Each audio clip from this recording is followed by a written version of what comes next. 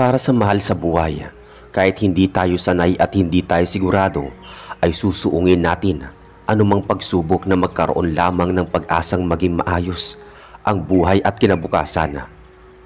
Lalo pa kapag may bagong miyembro ng pamilya ang paparating. Gaya na lamang sa kwentong ating mapapakinggan tungkol sa buhay nila Harold at Rona sa mga panahong nag-uumpisa pa lamang silang magpamilya. Taong 1981 sa isang baryo sa Samar. Kamusta po kayo lahat? Tawagin niyo na lang po ako sa pangalang Harold. Gusto ko lamang pong ibahagi ang aming karanasang mag-asawa patungkol sa isang aswang na tinatawag na manananggala. Noong bagong kasal pa lamang kami, isa po akong security guard mula pa sa tatay at mga kapatid ko ay tila ito na ang naging linya ng trabaho. Masasabi kong bukod sa naging propesyon na ito ng pamilya namin ay masaya ako sa trabaho. Isang eskwelahan ang binantayan ko kasama ng ilan pang mga gwardya. Nasa gantong trabaho na ako nang siguro nasa 5 taon na din. High school lamang po ang natapos ko sa isang eskwelahan pa sa Tagum probinsya, kung kaya't pagdating sa pagalingan akademiko ay wala akong maipagmalaki. Alam ko lamang po ay magbibilang at magbabasa, subalit tangi sa Tagalog lamang. Medyo hirap kasi ako kapag English na ang pinag-uusapan. Nakakayaman pong aminin pero ganun po talaga. Hindi lahat ng tao ipinapanganak na mayroong maayos na edukasyon. Bagamat alam ko naman na walang pinanganak na taong bobo, pero sa katotohanan ay marami ang salat sa tamang edukasyon sa ating mundo. Pero hindi po ito dahilan para hindi tayo maging matagumpay sa buhay. Para sa akin, kung may tamang diskarte lamang at kasipagan sa sarili, ay may mararating din ang isang tao. Ang nakakatuwa lamang po sa karanasan ko bilang isang gwardya ay hindi naman po sa pagmamayabang. May isang estudyante sa kolehiyo nagkagusto sa akin. Hindi ko po alam kung bakit at paano, pero basta nahulog siya sa akin. Tawagin natin siyang Rona, isa sa mga estudyante sa pinagtatrabahuan kong paaralan. Kung sa itsura lamang po, ay masasabi kong may laban ako. Matangkad at kita pa ang dugong Kastila sa akin. Bandang Hulyo ng una kong makausap itong si Rona. Hindi kasi inaasahang insidente ang naganap dahil para magkakilala kami. Isang maulang Martes noon, kanya-kanyang iwas ang mga estudyante na babasa. Sa lakas ng hangin ay hindi maiwasang ilan sa mga tuyong sanga ng puno sa kung saan doon ako nakapwesto. Maputol at malaglag ang mga to. Nagkataon naman na naroon at papasok pa lang itong si Rona nang mabali ang isang sanga ng akasya at diretsyong mahulog. Hindi ko alam at hindi ko naman inaasahan na kusang gumalaw ang aking katawan para mailigtas itong isang babae na marahang naglalakad at tila hindi alintana ang malakas na pag-ulan. Sakaling hindi ko po yun ginawa, ay tiyak akong mamamatay yung estudyante sa laki ng sanga. Hindi naman po agarang nakilala ko si Rona. Ilang araw pa yata yung lumipas nang inabangan ako nito matapos sa shift ko. Saka nilapitan at tinanong kung pwede ba siyang sumabay sa paglalakada. Kahit pa may bisikleta ako noon, bumaba ako para sabayan siya. Saka ko palang natandaan na siya pala yung iniligtas kong babae nang magpakilala siya. Umpisa noon ay naging magkaibigan po kami at nagkamabutihan. Pero syempre, sa labas lamang po. Walang pag-asa kasi na magugustuhan ako ng pamilya nito. Medyo nakakaangat sila sa buhay at hindi problema sa dalagang ito ang pagkain sa araw-araw. Hindi po katulad ko na kapag huminto sa pagtatrabaho kahit isang araw lang ay tiyak ang problema ang pagdating ng sauran. Pero iba si Rona. Hindi niya tinitignan ang estado ko sa buhay, kundi ang pagkatao ko. Siyempre, bonus na lamang po na gwapo ako pero ang nagustuhan niya sa akin ay ang pagiging maalalahanin at pagiging masipag. Dahil sa kahit daw tanggalan ako ng pera, ay magagawan ko pa ng paraan. Hindi tulad sa mga maliligaw niyang mayayaman na nakaasa lamang sa pera ng mga magulang, subalit walang sariling diskarte. Buwan lamang po ang lumipas, dala na din ng kabataan namin at kapusukan, ay may nangyari sa amin.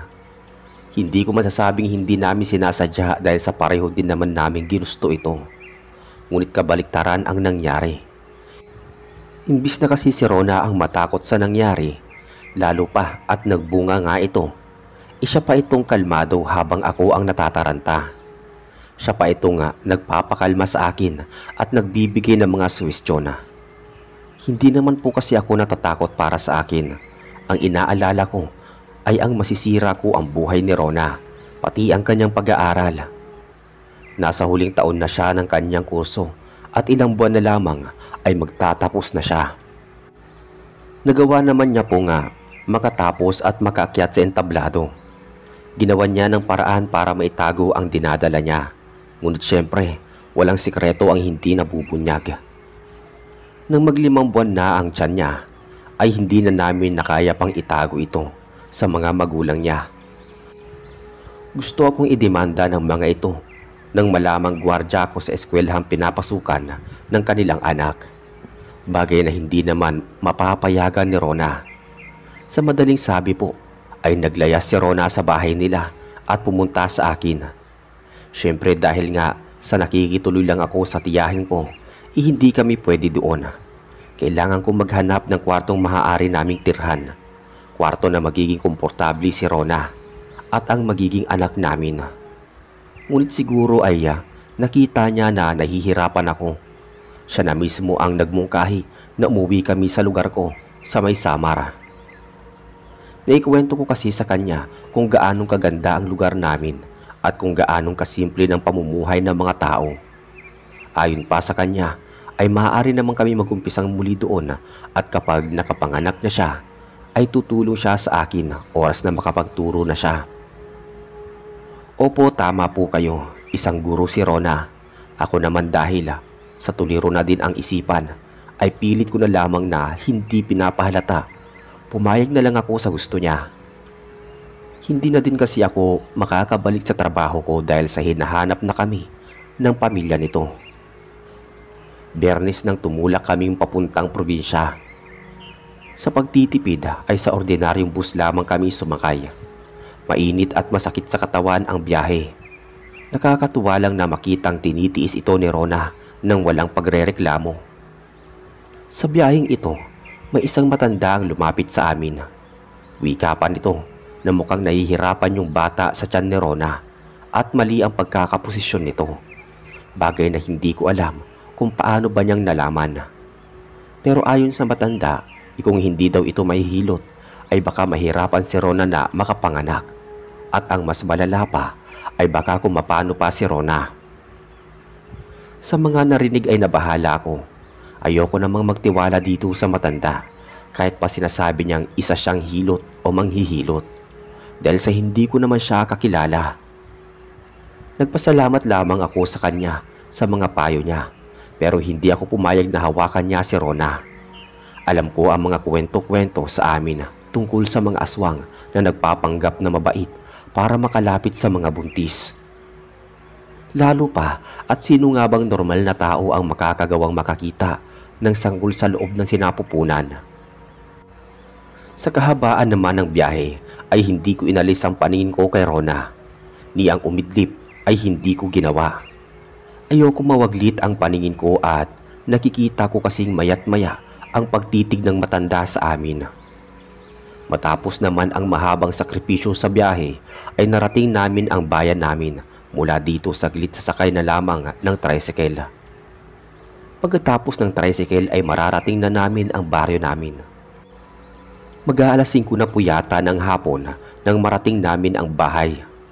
Gulat ang lahat ng nasa bahay sa biglaan kong pagdating at mas lalong gulat sila na may kasama akong buntis. Jesus Mario, Sep Harold, anong ginawa mo? Sino tong babae at bakit narito ka? Pagtatanong ng tatay ko na parang naisip ko na naman na kailangan pa bang tanungin yon, gayong kita na nila na nasa harap nila ang kasagutan. Nang bigla namang lumapit ang nanay namin. Kumain na ba kayo, iha? Halika at maupo ka muna saglit. Ipaghahanda ko kayo ng makakain. Harold, halika at tulungan mo ko. Ipag-init mo ng tubig ang buntis at nang may mainom siya. Utos ng nanay sa akin. Kakaiba sa tatay ko na matatarantahing kagaya ko. Ang nanay ay kalmado, rasyonable ang mga pagkilos at pananalita. Basta niya na kaagad ang sitwasyon at imbis na pagalitan pa kami ay nasikaso na lamang nito si Rona. Ipinaghanda na matutulugan at kinamusta ang bata. Matagal din kasing naging hilot itong si nanay. Subalit sa pagkakataong yun ay huminto na ito dahil sa may isang insidente na namatay yung mag-ina. Hindi dahil sa kanya, kundi dahil sa isang manananggal na nambibiktima dito. Ayon sa kwento ng nanay, matagal nang patay yung sanggol sa sinapupunan bago pa man niya ito mailabas sa tiyan ng babae. Ngunit nang tinanong ito ng nanay, pareho sila ng sinabi nung matanda sa bus. Mali ang posisyon ng anak ko sa sinapupunan at kailangan itong maayos. Mabuti na lamang at naroon ang nanay. Tiwala ko sa kanya at alam kong magagawa niyang hilutin si Rona. Nay, may nakausap din kaming matanda sa bus at sinabi niya, mali daw yung posisyon ng anak ko . Pero paano niyo ba nasasabi yan ng tinitignan lamang ang tiyan ng buntis?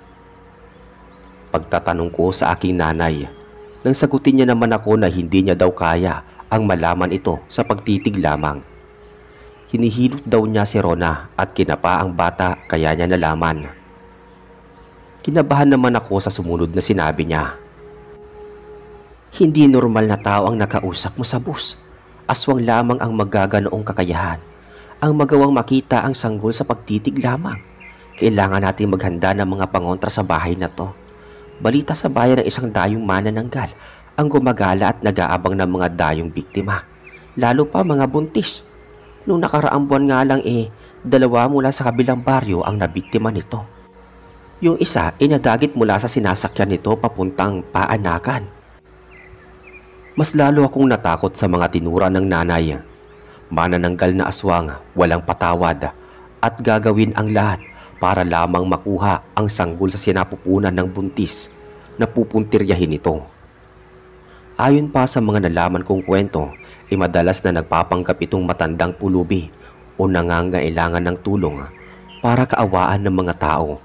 At kapag kumagat na sa pain niya ang isang buntis o asawa ng buntis, ay doon niya umpisahang kunin ang loob ng mga ito hanggang sa magawa niyang makalapit sa tiyan ng buntis.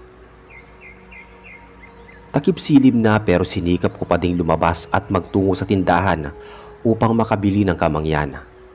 Nanghiram din ako ng mga bagakay sa kapitbahay naming albularyo para may magamit ako sa gabing iyon.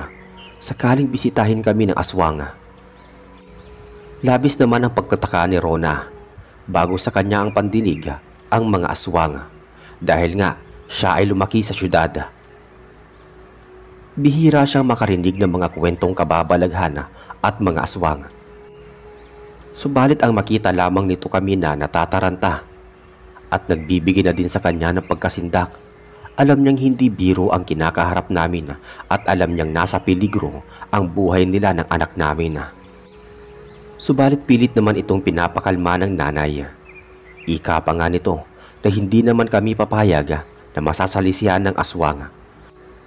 At sapat umano ang kaalaman niya para makaiwas sa pag-atake at lihim na paglapit nitong nilalang sa bahay namin. Kailangan mo lamang iha na sumunod sa mga pag-uutos ko sa iyo, lalong-lalo na sa paglabas-labas mo. Hanggat maaari dito ka na lamang muna sa loob ng bahay manatili hanggang sa ikaw ay makapanganak. Mas delikado sa labas at anumang oras magagawa kang lapitan ng aswang. Dito sa bahay kailangan muna niya ng imbitasyon bago makapasok. Harold anak, mabuti pa kung may natabi kang pera naman dyan, palagyan mo ng kisame yung kwarto ninyo. Nang sa ganon maiwasan natin ang pagsalakay nito mula sa bubong. Wika pa sa amin ng aking nanay. Sa totoo lang po ay wala na talaga akong halos na pera. Nakakahiya nga na ginagamit namin ay ipon na ni Rona para sana sa pagbabakasyon niya sa ibang bansa. Pagkatapos ng graduation nila, bagay na hindi na natupad. Ito ang ginagamit namin sa kasalukuyan dahil nga sa hindi pa naman ako nakakapagtrabaho. Harold, mahal, huwag mo masyadong papaguri ng sarili mo. Ako ang nahihirapan sa tuwing nakikita kitang nakasimangot eh. Gamitin mo na lamang yung pera ko para magawa mo ang dapat na gawin natin. Para sa anak din naman natin yan eh. Pag-uwi ka ni Rona. Nahihiya po kasi ako talaga na ako yung lalaki pero siya itong gumagastos para sa mga pangangailangan namin. Dagdag mo pa na buntis siya. Pero sabi nga niya para sa anak namin. Gusto yung kumangkasing agad na maghanap ng trabaho, hindi maaari. Ayaw magpaiwan ni Rona sa bahay. Gusto niya palagi akong nakikita mayap-maya. Sa mga unang 1 hanggang 2 linggo naman po, maayos naman na ang lahat. Normal na ang gabi at mas nakadagdag pa sa kapanatagan ng kalooban namin na may kisame na ang kwarto namin. Hindi ko na kailangan ang mayat-maya ang dilat ng aking mata para tignan kung may dila na ba na papalapit sa tiyan ni Rona.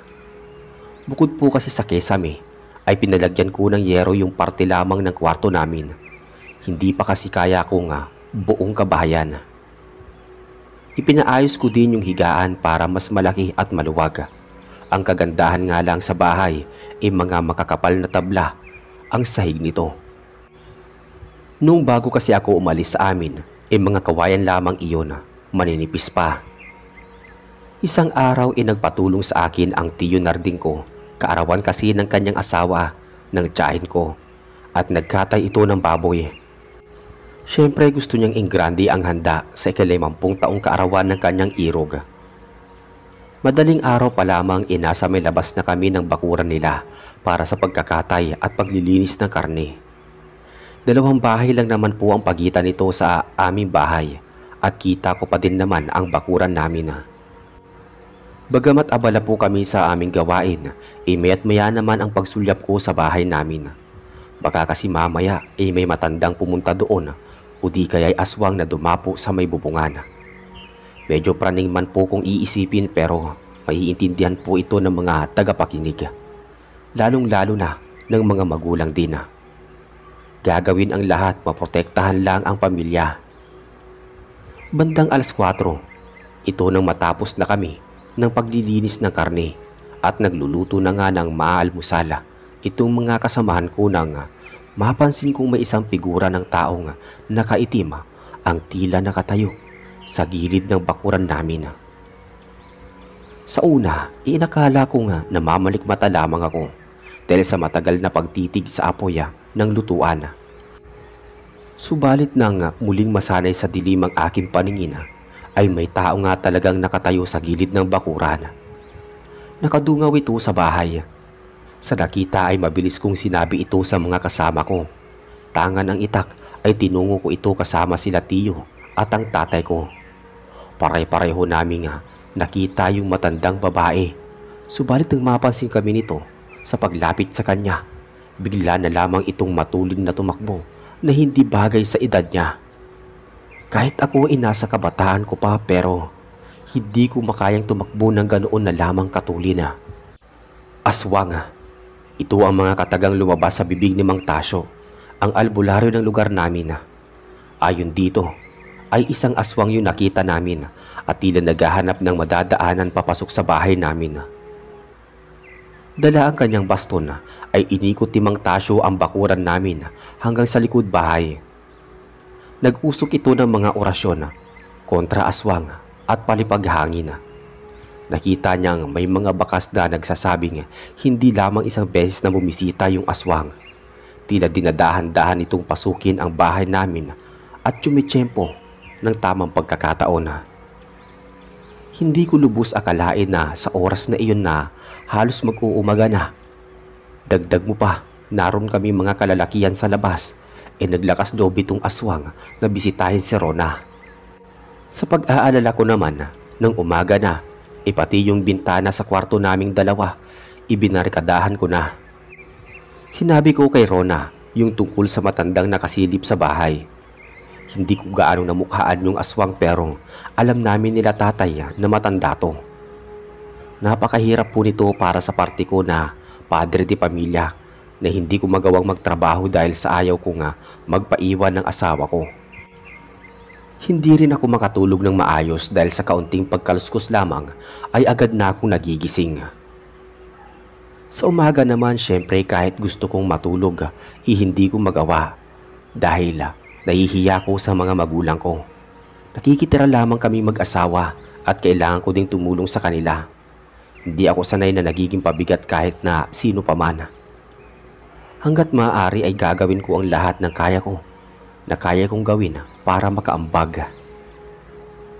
Dahil nga doon, inaisipan ko na lamang ang kumuha ng mga magagawang handicraft, mga basket at kung ano-ano pang hinahabi gamit ang mga kamay ng mano-mano.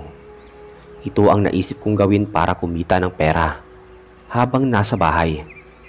Nakakapagod at mabagal pero ang importante ay may kita. Habang tumatagal ay mas bumibilis ako at mas dumadami ang nagagawa ko hanggang sa sumapit naman na ang kabuwanan ni Rona.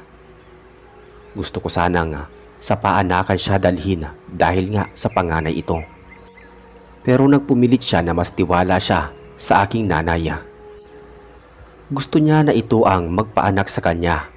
Marahil ay nakuha na ni nanay ang loob nitong si Rona sa ilang buwang pag-aaruga nito sa asawa ko na para bang tunay niyang anak. Natatandaan ko po na Martes ito ng hapon. Kagagaling ko lang sa pinagkukunan ko ng mga handicraft at kasalukuyang papauwi ng bahay nang huminto akong saglit para magpahinga at dala ng pagod. Naupo ako sa lilim ng akasya sa gilid ng daan. Maya-maya naman ay may nabanaagan akong taong naglalakad sa daan. Lihis ang puno sa daan kung kaya't hindi naman madaling mapansin kung may magpapahinga ba sa lilim nito. Marahan ko na pinagmamasdan ang taong naglalakad na papalapit sa akin. Sa tingin ko pa ay hindi ako nito nakikita. Nang ilang metro na lamang ang layo nito sa aking kinaroroonan ay napayuko ako at nagtago sa damuhan. Paano po kasi? Ito yung matandang babae sa bus. Labis ang pagtataka ko kung bakit naroon ito sa daang patungo sa baryo namin. Kita kong hingal itong naglalakad at naglalaway pa. Imposible naman po kasi nga kabaryo namin ito dahil sa kilala kong lahat ng naroon. At malalaman agad namin kung may mga dayo o kaya bagong kapitbahay. Ngunit wala po talaga. Natitiyak ko nga, dumayo lamang itong matanda doon para sa isang pakay. Ang aking anak, kagaya ng sabi ng nanay tanging aswang lamang ang may kakayahang makita ng mga hindi nakikita ng normal na mata. Lalo na sa mga sanggol na nasa sinapupunan. Ang problema ko ngayon ay papaano uuwi sa bahay nang hindi ko nadadaanan itong matanda. Iisa lang kasi ang daan papunta sa amin. Alanganin naman na dumaan ako sa damuhan, lalo pa at may dala kong mga handicraft na gagawin pa lamang. Ngunit sa unahan lamang ay nakita ko itong lumiko sa may kakahuyan. Bigla itong nagsuot doon na akala mo pa'y may pinagtataguan. Saka ako lang natanaw si Mang Tasyo na kasama si tiyo ko at tila magtutungo sa kabilang baryo para manggamot. Agad ko naman itong sinalubong at pinag-usapan ko na sana ipagpaliban na lamang ang pagpunta sa kabilang baryo dahil sa nakakita ko at nakita ko yung aswang na papunta sa amin. Mas mapapanatag kasi ako kung nandoon si Mang Tasyo nang may makatulong kami sa paglaban dito sa manananggal na gumagala. Ayon naman kila Mang Tasyo ay uuwi din daw sila mamayang gabi at sasaglitin lang ang kumpare nilang nagpapagamot. Wala na nga po akong nagawa kung hindi ang magmadali na lamang sa pag-uwi habang palingon-lingon sa paligid sakaling naroon yung matandang aswang. Bandang 6 ay nagsunog ako ng goma sa labas ng bahay. Pinagsindi ko din ng kamangyan si nanay sa loob at sinabi kong nakita ko yung aswang na nasa kakahuyan lamang malapit sa amin. Hinala ko ay sasalakay ito paglalim ng gabi at walang ibang pupuntiryahin kundi ang aming bahay. Inihanda ko na ang bagakay, buntot pagi at asin, pati nga yung bakal na tubo na pag-ihip ng lutuan ay kinuha ko na para maidagdag sa mga sandata namin ng tatay. Matyaga kaming naghintay sa may pinto ng bahay. May silungan kasi sa parting ito. Ayaw naman kasing lumantad sa bakuran at baka kami naman ang pagdiskitahan ito. Pagpatak ng alas 10 ng gabi ay doon ko na narinig ang malakas na tunog na nagmumula sa pakpak. Pumapailan lang sa hangin ang marahang paghagik-gik ng naturang aswang na tila nasasabik sa sanggola. Maya-maya ay nagtahulan na ang mga aso sa baryo. Sinyalis na may nakikita itong ikinakagalit nila. Nang lumabas ako para igala ang mata ko sa himpapawid, kitang-kita ko sa liwanag ng buwan ang isang malaking nilalang na mistulang paniki. Putol ang katawan at papalapit sa aming bahay. Sinigawan ko pa agad ito at sinabing ako ang harapin niya kung matapang siya. Hindi ko naman po akalain na matapang pala talaga ito at sinalakay nga ako. Mabuti nga lang inakadapa ko kagad at naiwasan ang pagdagit nito. Napakabaho po nitong aswang, parang nabubulok na karne na hindi mo maintindihan. Masakit sa ilong at lalamunan ang lansa nito. Paikot-ikot ito at mabalasik na bumubulusok mayat maya.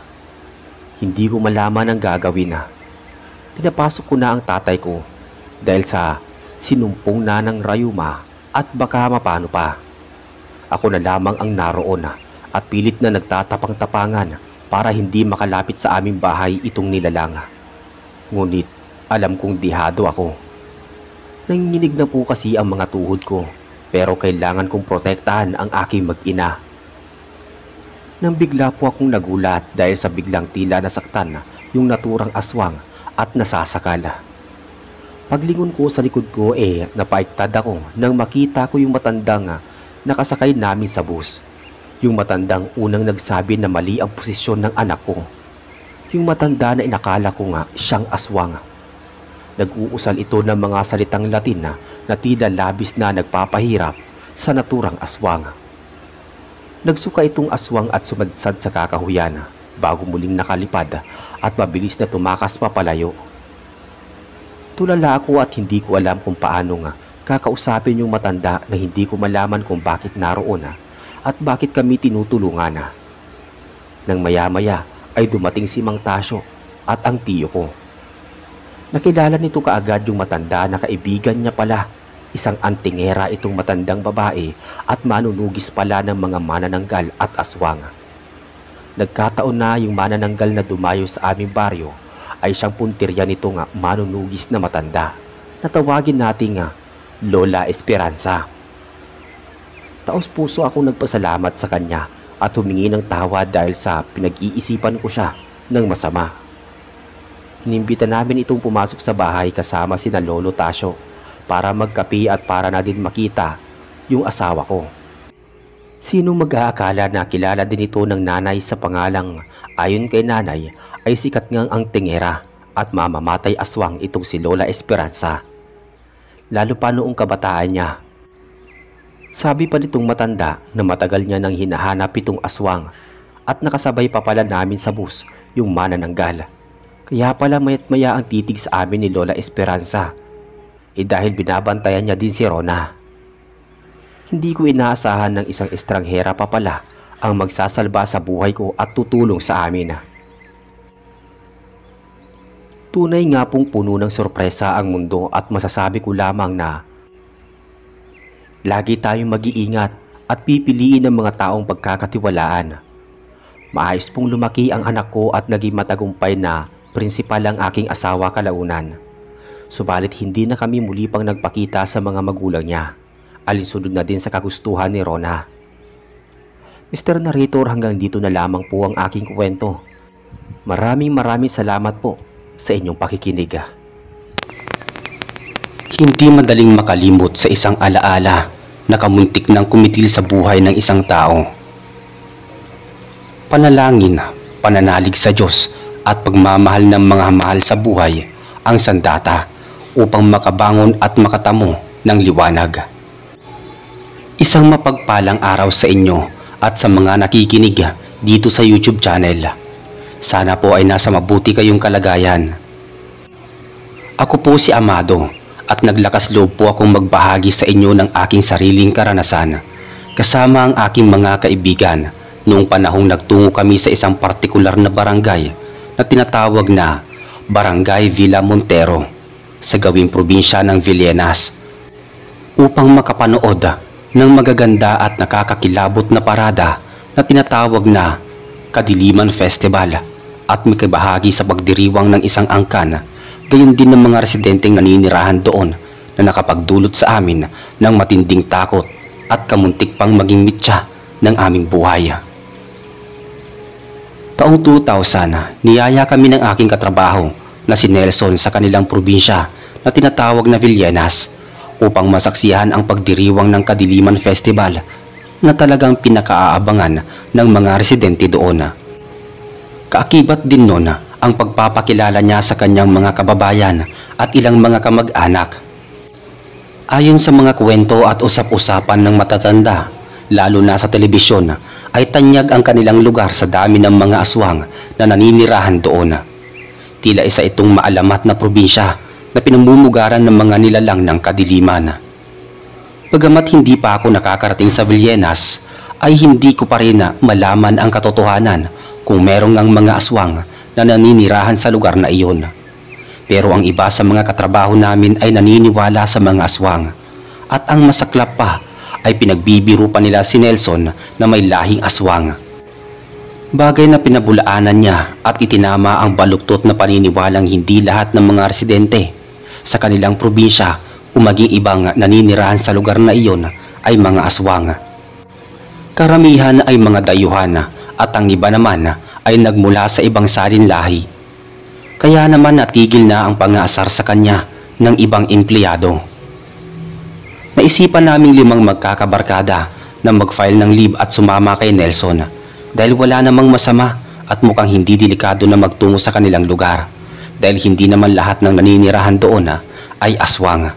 At saka nasa moderno na kaming panahon at alam naming hindi kami pababayaan ni Nelson kung anumang mangyari sa amin.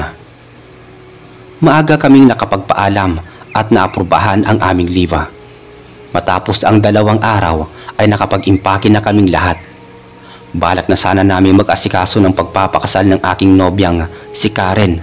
Kaya naman mas nasabik kaming magbakasyon kahit kaunting sandali sa probinsya bago kami humarap sa altar. Kasama din namin si Arthur, Jana at Sofia, pati na rin si Nelson. Bumiyahe kami ng mahabang oras at halos mahilo-hilo kami sa pagpapalipat-lipat ng aming transportasyon. Tinawagan ako sa cellphone ni Nelson at nabanggit niya na magkita-kita kami sa may liwasan sa may gawing bayan.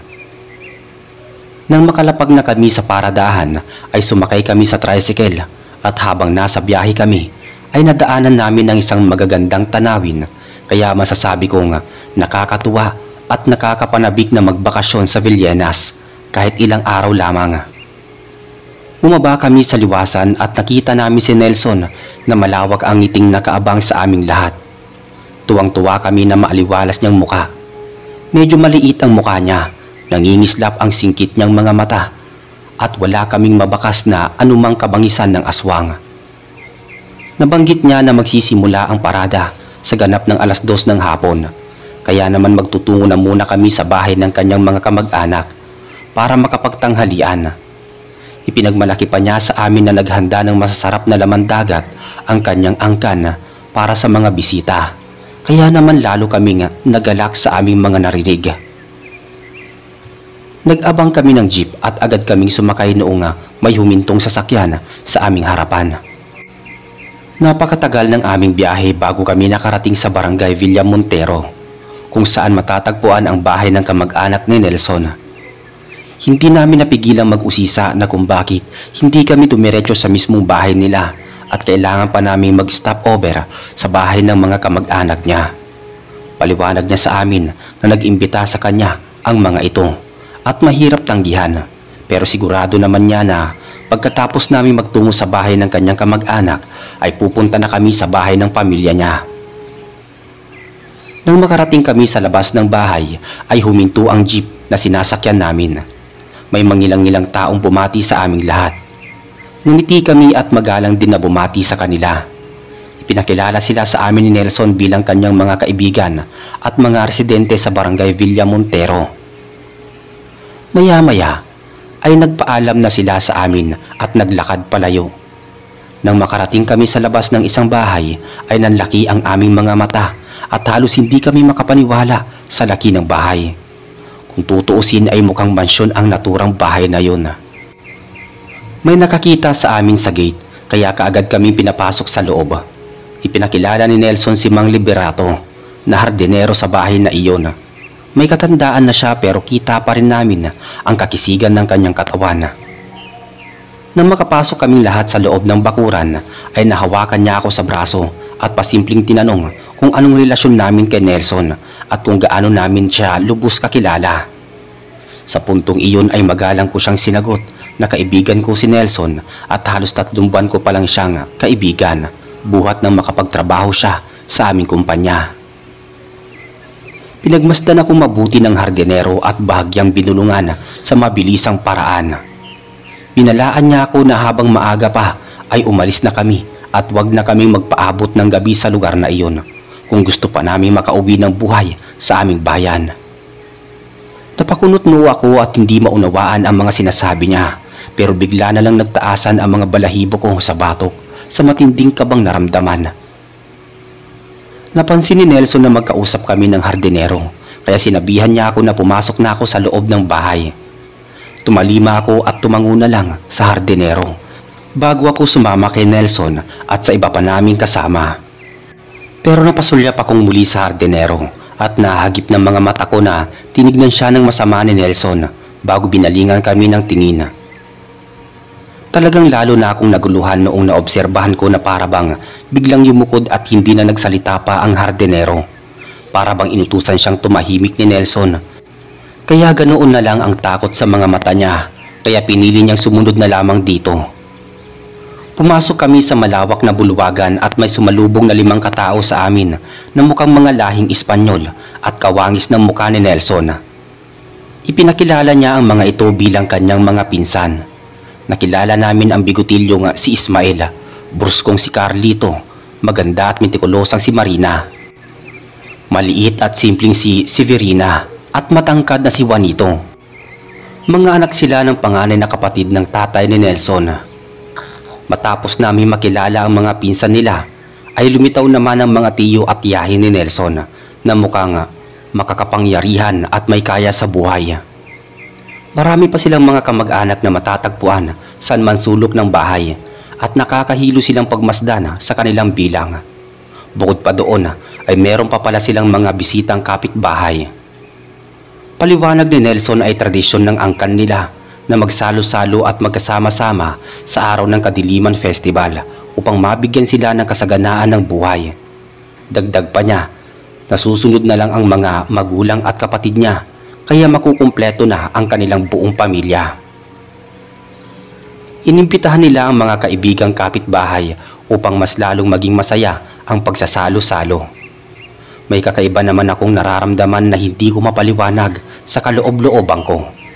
Para bang hindi normal ang mga paningin nila, gayon din ang paraan ng pagkilos nila. Tila inoobserbahan nila kami at hindi tinatanggal ang mga tingin sa amin kahit saan banda kami pumwesto. Malakas akong makaramdam sa ganoong mga kutob kaya parati kong katabi at hindi ko inaalis ang paningin ko sa aking nobya. Kaso lang ay hindi ko inaasahan na magpapakita na naman ng tunay na kulay sina Jana at Arthur. Likas na maarte at mapanghusga si Jana, samantalang mahangin naman si Arthur at hindi mawala sa ugali niya ang pagiging hambog at palaging nagbubuhat ng sariling bangko. Napansin kaagad iyon ng ilang kamag-anak ni Nelson at bahagya silang nagbubulungan at palihim na napasimangot. Nadismaya sa pag-uugali ng mga kasama ko. Hindi ko na yun pinansin. Maya-maya ay inanyayahan kami ni Nelson na maupo sa bakanting 5 upuan sa hapagkainan na talagang inihanda para sa aming magkakaibigan. Umupo kami katabi ang mga kamag-anak ni Nelson at sa may bandang kabisera pumesto ang mag-asawang Donato at Leverisa na magulang ni na Carlito at Marina. Naramdaman ko na parang sila ang kumakatawan sa kanilang angkan. May mga inihaing masasarap na ulam tulad ng sugpo, alimasag, talaba at mga sariwang isda sa pagkainan. Pero may nakabukod na ibinigay na ulam sa amin si Nelson. Sinaway siya ni Ginoong Donato at tinayaan kaming kumuha ng iba pang mga pagkain sa mesa. Doon na ako lalong nagduda at nakaramdam na parabang may maling nangyayari. Pinayuhan ko si Karen na kumuha na lamang ng mga pagkain ibinibigay sa amin ni Nelson at sayang naman kung tatanggihan namin yon. May ugali ang nobya ko na madaling mapakisamahan at mabilis siyang sumunod na walang anumang tanong-tanong. Kaya naman tumikim siya ng mga pagkain na inihain ni Nelson. Gusto ko sanang sabihan ang 3 ko pang mga kaibigan subalit hindi ko na sila napigilang kumain ng iba pang laman dagat na ulam sa pagkainan. Nakipagkwentuhan pa sa amin ang kamag-anak ni Nelson at pansin namin na mga respetado sila sa paraan ng kanilang pagsasalita at kung paano sila humawak ng mga kubyertos at uminom sa baso ng tubig. Pero sadyang walang kinatatakutan sina Arthur at Jana sa pagpapakita nila ng natatanging kaibahan. Kaya naman, pasimple silang binabara sa usapan ni na Ismael at Juanito at mukhang halatang hindi makapagtimpi sa kanilang pakikipag-usap. Natigil lamang ang kamuntik ng may namuong tensyon noong mabago ni Ginoong Donato at Ginang Liverisa ang paksa ng usapan. Nabanggit nila na magaganda at makukulay ang parada na talagang kagigiliwan namin, lalo na ang magagarang costume ng mga kalahok.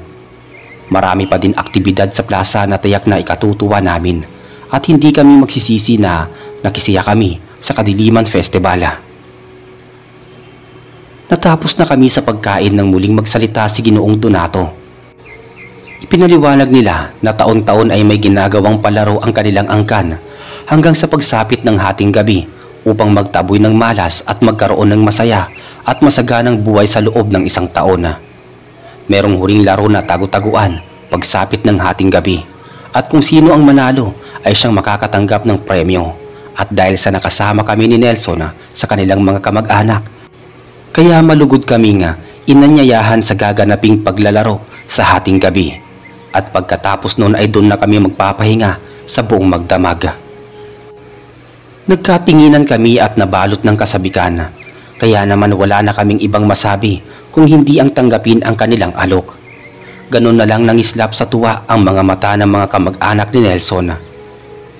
Hindi nagtagal ay saglit kaming sinamahan ni Nelson sa aming magiging kwarto sa 2nd floor ng bahay.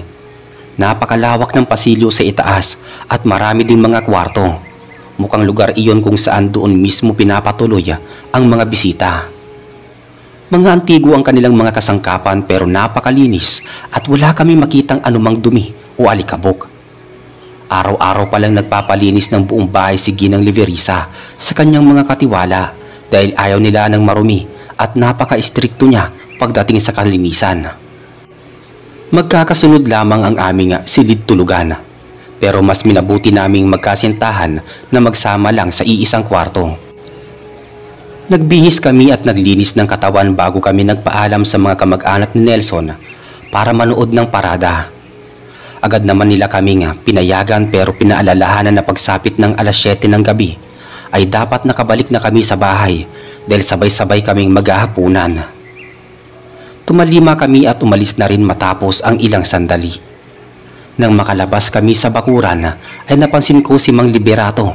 Nakakatapos lamang maggupit ng mga dahon at mukhang papasok na siya sa loob ng malaking bahay.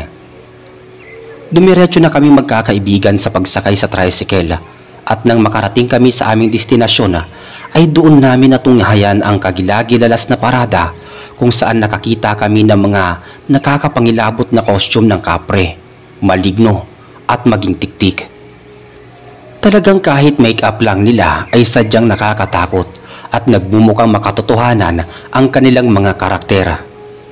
Matapos ang mahaba at makulay na parada, ay nanood kami ng mga patimpalak sa may plaza at iba pang gusali hanggang sa inabot na kami ng paglubog ng araw. Mabuti na lamang at bago mag alas 7 ay nakabalik na kami sa bahay at inabutan naming abala ang angkan sa pag-aasikaso ng mga inihahandang pagkain sa mesa. Binalak naming tumulong, subalit hindi nila kami hinayaan at pinaupo nila kami sa mga upuan bilang bisita. Pero katulad pa rin ng dati ay may ibinukod na namang pagkain sa amin na si Nelson at talagang masama na ang kutob ko noon, pero nangibabaw pa rin ang pagtitiwala ko sa kanya sa kabila ng misteryosong bumabalot sa pagpapakain nila sa amin. Kinain ko na lang ang ibinukod niyang pagkain at napansin ko na nagkasulyapan sina Nelson at Ginoong Donato na mukhang hindi kaaya-aya ang ipinapahayag ng kanilang mga mata. Hindi naman nagtagal at umiwas na sila ng tingin sa isa't isa at ibinaling sa karamihan ang kanilang atensyon. Napuno ng katuwaan at kasiyahan ang bawat isa, lalo na nang makainom kaming lahat ng kaunting alak. Pero nagulat ako nang pasimple sa aking bumulong ang aking kasintahan, gayon din sina Arthur, Jana at Sofia, na para bang nakakaramdam sila ng matinding hilo at pananakit ng ulo. Kaya naman naglakas loob ako na magpaalam kay Nelson na kung maaari ay baka pwede na muna kami makapagpahinga. Narinig iyon ni Ginoong Donato at hindi naman niya kami pinigilan, pero pinaalalahanan niya kami na sa pagpatak ng alas 12 ay kailangan namin gumising dahil meron kaming gagawing palaro na siyang tiyak na maiibigan namin. Nagpasalamat kami at para kaming nabuhayan ng dugo. Kaya naman nang makarating kami sa silid tulugan ay kaagad kaming humiga sa kama ni Karen. Nakatulog kami at hindi na namalayan ang oras. Hindi nagtagal ay nagising kami. Medyo kumikirot pa din ang aming ulo, pero saglit kami nag-usap. Kahit paano ay napapawi naman ang pagsakit ng aming ulo habang pinagkukwentuhan ang masasayang karanasan namin sa buong maghapon. Naging dahilan ng aming usapan upang mawala ang kanilang matinding pagkahilo. Hindi ko lamang masabi sa kanya ang obserbasyon ko sa pagkain, gayon din sa mga sinabi sa akin ng hardinero, dahil ayokong masira ang araw niya at baka mag-alala ang aking kasintahan. Halos 1 oras kami nagkwentuhan bago kami dinalaw ng antok, pero nabitin din kami sa kinalaunan dahil biglang may malakas kaming narinig na sirena sa loob ng bahay. Tinignan ko ang relo ko at pasado alas 12 na pala ng hating gabi, kaya naman nagmadali kami bumangon at nang magkita-kita kami magkakaibigan ay nagtungo kami sa bulwagan. Nagulat kaming lahat at lahat ng angkan ay nakahanay mula sa pinakabata hanggang sa pinakamatanda habang nasa may unahan sina Ginoong Donato at Ginang Liverisa. Dumagundong ang tinig nila at pinalapit nila kami sa kanilang angkan bago nila ipinaliwanag ang magiging sistema ng isasagawang palaro. Simple lamang naman ang taguan. Kapag nahuli kami ng pamilya ni Ginoong Donato at hindi kami nakarating sa home base sa bahaging dingding sa pasilyo malapit sa may pinto, ay tiyak na kami ang talo. Subalit kapag hindi nila kami natagpuan at nauna kami makarating sa may pasilyo, ay kami ang tatanghaling panalo sa laro. Pumayag kami sa ganoong laro. Gagamit na lang kami ng diskarte at paraan upang manalo kami sa palaro. Kaya naman nang humudyat si Ginoong Donato at nakapag-umpisa na siyang bumilang, ay saka kami kumaripas ng takbo. Kaso nagkahiwa-hiwalay kami ng mga kaibigan ko. Lumiko sa may gawing kusina sina Arthur at Jana, samantalang kami naman ni Karen at Sofia ay pumasok at nagtago sa loob ng mga malalaking kabinet. Lumakas ang kabog ng dibdib namin, lalo nang maulinagan namin ang tinig ni Juanito at Ismael at mukhang nahuli nila si Jana at lalo na kaming kinabahan. Nanahimik kami ni Karen at Sofia ng ilang minuto hanggang sa may narinig kaming yabag ng mga paa sa may kusina patungo sa aming direksyon. Nanahimik kami at nakiramdam. Halos pigil hininga kaming hindi gumalaw sa pwesto namin kahit madilim at masikip ang espasyong kinalalagyan namin. Makalipas ang ilang sandali ay tumigil ang mga ingay ng yabag ng paa at mukhang nakalayo na silang lahat. Nakahinga kami ng maluwag, kaya naman sinubukan naming lumabas sa loob ng cabinet. Pagbukas ng pinto ay luminga-linga kami sa paligid at wala naman kaming nakitang sino man. Kaya dahan-dahan kaming naglakad patungo sa may pasilyo. Pero sa kamalas-malasan namin ay biglang may mga anino na sa bandang likuran namin. Eksaktong paglingon namin ay tumambad sa paningin namin sina Juanito at Ismael na mukhang nagbagong anyo. Tinubuan ng matutulis na mga pangil, mabalahibong balat na animoy kawangis na mabangis na hayop at mga nagbabagang mga mata. Kawangis nila ang mga aswang at dahil doon ay napasigaw ng ubod lakas si Sofia. Nakakita ako ng babasaging florera at inihagis ko iyon sa dalawang aswang. Subalit napakabilis nilang umilag at nagkanda pira-piraso ang babasaging florera na bumagsak sa lupa. Umangil at nagtangis lamang ang mga pangil nila habang naglalaway sila ng malapot. Agad na rumihistro sa isip namin ang tumakbo at tumakas. Kaya naman bago pa sila gumawa ng anumang hakbang, ay tumakbo na kami ni Karen at hinigpitan ko ang pagkakahawak sa kanyang mga kamay. Subalit hindi ko kaagad nabigyan ng pansin si Sofia. Nadapa siya sa may sahig at may ilang hakbang din ang layo niya buhat sa amin. Binalikan namin siya subalit biglang lumundag sa harapan niya ang dalawang aswang. Naghanap kami ng pwedeng ipanlaban sa kanila subalit wala kaming nakita. Dumagungdong ang malalakas na kaba sa dibdib ko. Nilapitan ako ni Ismael at sinakal ako sa leeg. Ginantihan ko siya at buong lakas na sinuntok sa may muka. Subalit dumulas lamang ang kamao ko pero nabitawan naman niya ako sa lakas ng buwelo. Halos mapabagsak siya sa sahig. Hindi ko magawang matulungan si Sofia dahil sinabunutan at hinila siya ni Juanito pabalik sa may kusina.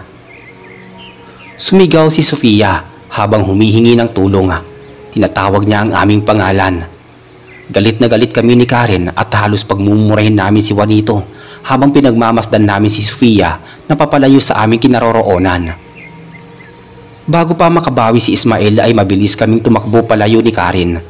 Naisipan naming umakyat sa second floor at nakarating na kami sa may ikalimang baitang nang biglang may sumalubong na naman na isang nanlilimahid na aswang na talagang sumisimoy ang masangsang na amoy. Nakipagtagisan ako ng lakas sa lalaking aswang. Hinawakan ko siya sa tigkabilaang kamay kahit madulas ang buong katawan niya dulot ng langis. Inihampas ko ang ulo ko sa ulo niya pagkatapos ay binitawan ko ang mga kamay niya at sinikmuraan siya bago ko siya tinulak pababa ng hagdan. Namutla sa takot ang reaksyon ni Karen pero sa huli ay umagapay siya sa akin at sinigurado na hindi ako nasaktan. Nagpasalamat ako sa kanya at niyakap ko siya ng mahigpit. Maya-maya, umakyat na kami sa hagdan at nang makarating kami sa itaas na bahagi ay siniyasat namin ang bawat sulok upang makasigurado na walang aswang bago kami nagdesisyong bumalik sa aming silid tulugan. Pumasok kami sa loob at sinaradong mabuti ang pinto.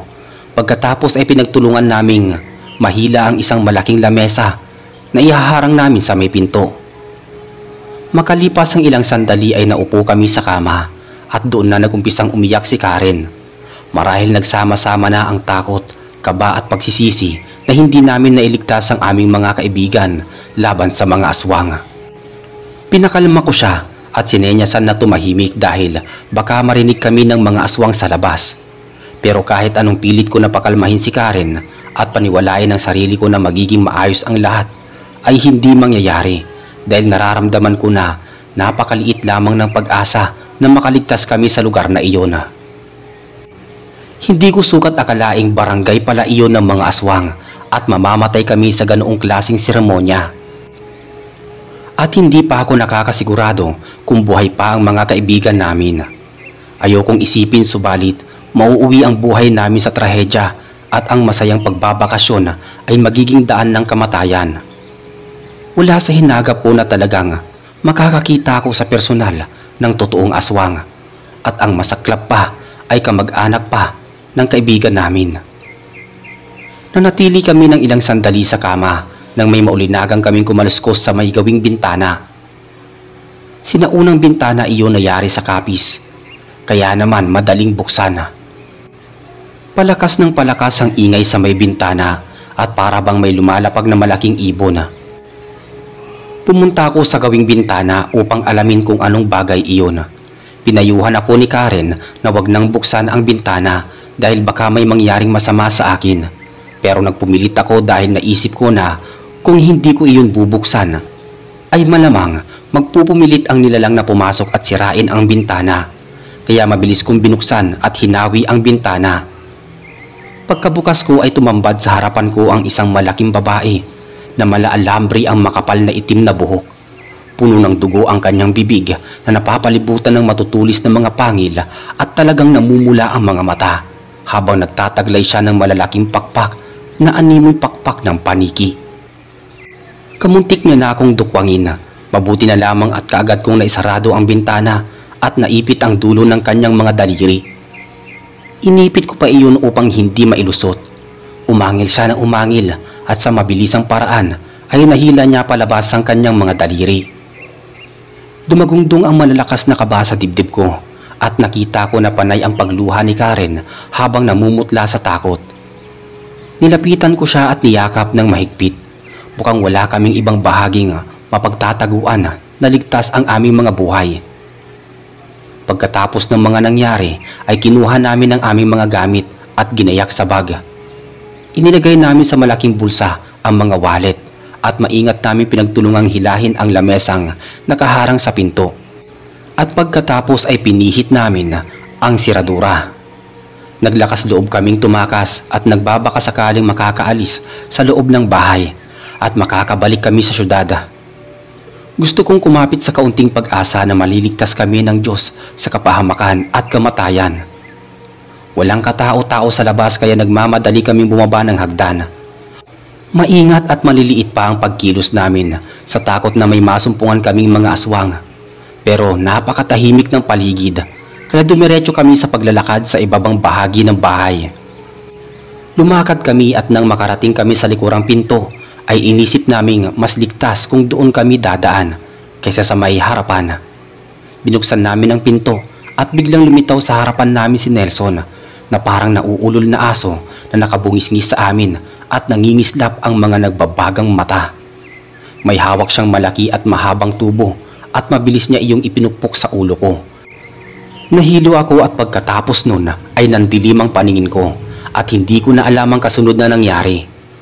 Pagkamulat ng aking mga mata ay nakita ko kaming dalawa ni Karen na nasa isang malawak na bakuran kung saan may mga aswang na sumasayaw at kumakanta habang may malaking kawa na may kumukulong tubig kung saan inilalagay ang iba't ibang bahagi ng pinutol-putol na katawan ng mga tao. Nakatayo kami ni Karen at nakatali ang aming mga kamay at paa sa mahabang kawayan. Nakita namin sa di kalayuan si Ginoong Donato pati ang asawa niya na nakaupo sa dambana katabi ang mga anak. May mga aswang na sumasamba sa kanila at pinagpasapasahan ang kalis na may likido na kanilang iniinom. Nagpupumilit kaming makawala subalit napakahigpit ng pagkakatali sa amin. Pakiramdam namin ni Karen ay aalay kami ng mga aswang sa pamilya ni Ginoong Donato na mukhang kinikilala nila bilang Panginoon. Walang ano-ano ay lumakad sa direksyon namin sina Carlito at Marina. Bahagya nila kaming inamoy-amoy at pagkatapos ay dinilaan sa mga pisngi. Nandiri kami pero wala naman kaming nagawa. Pagkatapos ng ilang sandali ay pinalapit ng magkapatid sa amin si Nelson. Doon na sumiklab ang galit ko. Pinagtaasan ko siya ng boses at tinanong namin ang tungkol kina Arthur at Jana pati kay Sofia. Tumingin siya sa amin at nagumpisa siyang magsalita sa malamig na boses. Walang ekspresyon ang kanyang mga mukha. Nasabi niyang patay na ang aming mga kaibigan. Isinakripiso na sila sa pinuno. Humalakhak sina Ismael at Marina bago nila kami iniwan kay Nelson. Inilabas ko lahat ng hinanakit ko at himutok ko kay Nelson pero ganoon na lang ang pagluha niya habang ipinapaliwanag sa amin ang buong katotohanan. Base sa mga isinasalaysay niya, tumiwalag sa pagkain ng karne ng tao ang kanyang mga magulang at kapatid. Hindi na rin sila sumasama sa mga anumang okasyon ng angkan, gayon din ng mga residente sa barangay dahil ayaw na nilang makagawa pa ng karahasan sa mga tao. Bagay na ikinasuklam ng kanilang angkan, pati ang mga residenteng aswang na sumasakop sa barangay, kung kaya't pinagbalakan silang patayin upang hindi na tumagal ang kanilang idinudulot nila sa kanilang pamilya at komunidad. Subalit nakiusap si Nelson na bigyan ng ikalawang pagkakataon ang pamilya niya at huwag silang patayin. Kapalit na siya ang magsasakripisyo para mailigtas lamang ang mga buhay nito. Nakipagkasundo sa kanya ang angkan sa isang kondisyon na siya ang magdadala ng mga isasakripisyong tao sa bawat taon para mapanatili ang kasaganaan ng buong pamilya pati ng barangay. Pero sa paglipas ng mga taon ay hindi niya na iyon makayanan at nasusundot na siya ng konsensya. Kaya naman ipinangako niya sa amin na itatakas niya kami sa lugar na iyon. Sinenyasan niya kaming tumahimik at nag-abang kami sa pagkakataon na taimtim na lumuhod at manalangin ang mga aswang. Sa kanya kami lihim na patatakasin sa isang lugar kung saan sasalubungin kami ni Mang Liberato. Humingi rin sa amin ng tawad si Nelson, lalo na sa pagkamatay ng aming mga kaibigan. Tumalima kami kay Nelson at medyo naawa din kami sa kalagayan niya, kahit baluktot pa rin ang ginawa niya sa amin. Hinintay namin ang pagkakataon hanggang sa matsyempohan naming lumuhod lahat ng mga aswang sa mag-asawa at napako ang atensyon nilang lahat sa mga ito. Pinagpuputol ni Nelson ang mga panali sa pamamagitan ng matalas na kutsilyo at nang makawala kami ay pinayuhan niya kaming lumakad patungo sa maraming puno. Subalit biglang may malakas na tinig na sumigaw mula sa mga aswang at dahil doon ay nagkagulo silang lahat.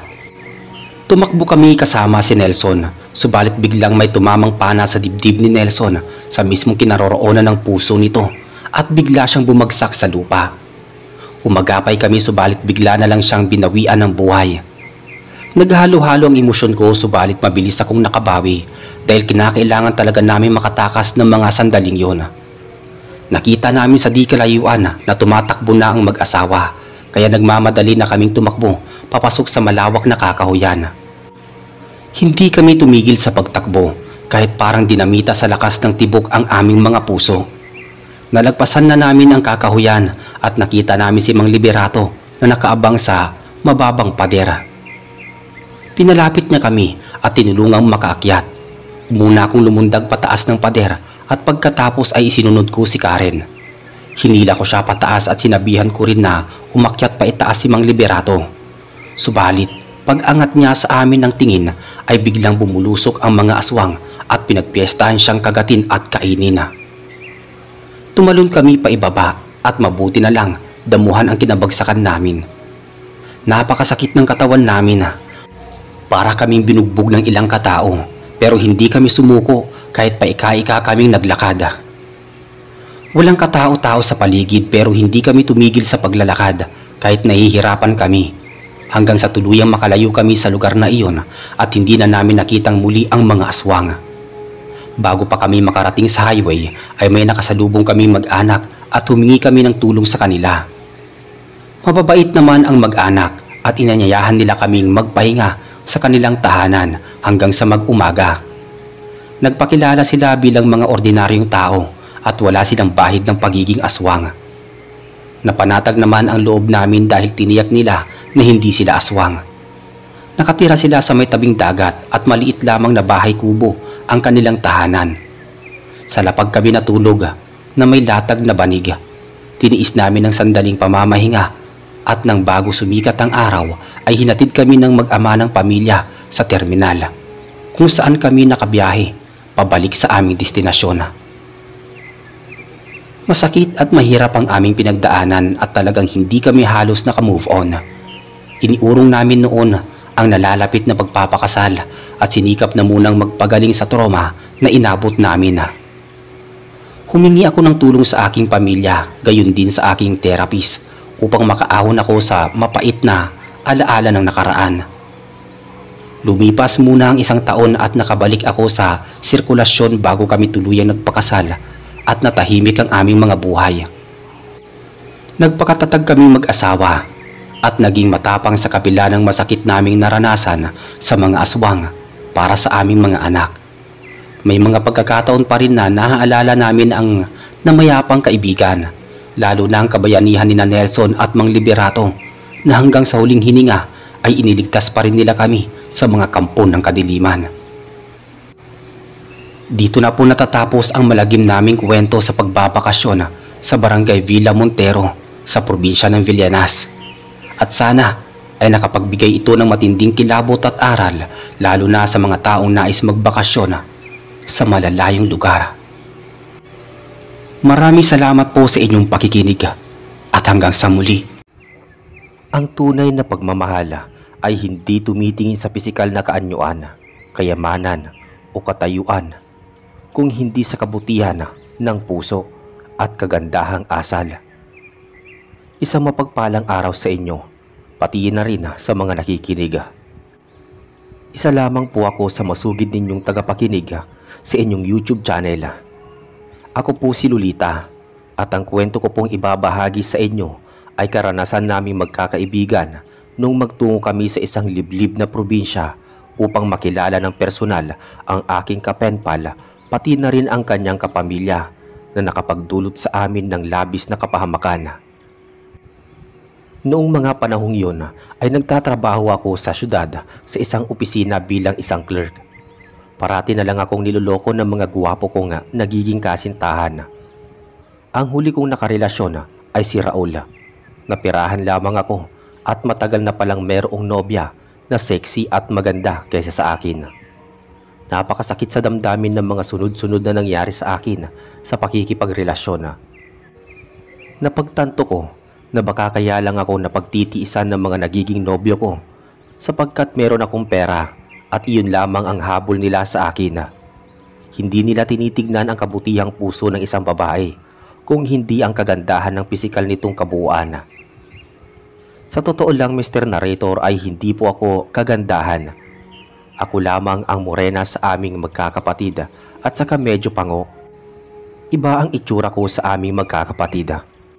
Paliwanag sa akin ng tatay ko na kahawig ko ang namayapa kong lolo at hindi ko namana ang pagiging mistisa at matangos ang ilong ng lola ko na may lahing Kastila. Inireto ako ng mga katrabaho ko sa mga kilala nila na nakakadate ko pero palagi na lang hindi nasusundan ng pangalawang pagkakataon ang aming pagkikita. Posibleng ang rason ay ang aking itsura at wala silang interes na makilala ko. Dumating sa punto na sumuko na ako sa pag-asang merong lalaking tunay na magmamahal sa akin. Marahil ay tatanda na akong dalaga. Sa kabila ng aking pagkabigo, ay meron akong katrabaho na matagal na akong binibiro at para bang may natatanging pagkilala sa akin. Siya si Benedict, kaso ay wala naman akong gusto sa kanya.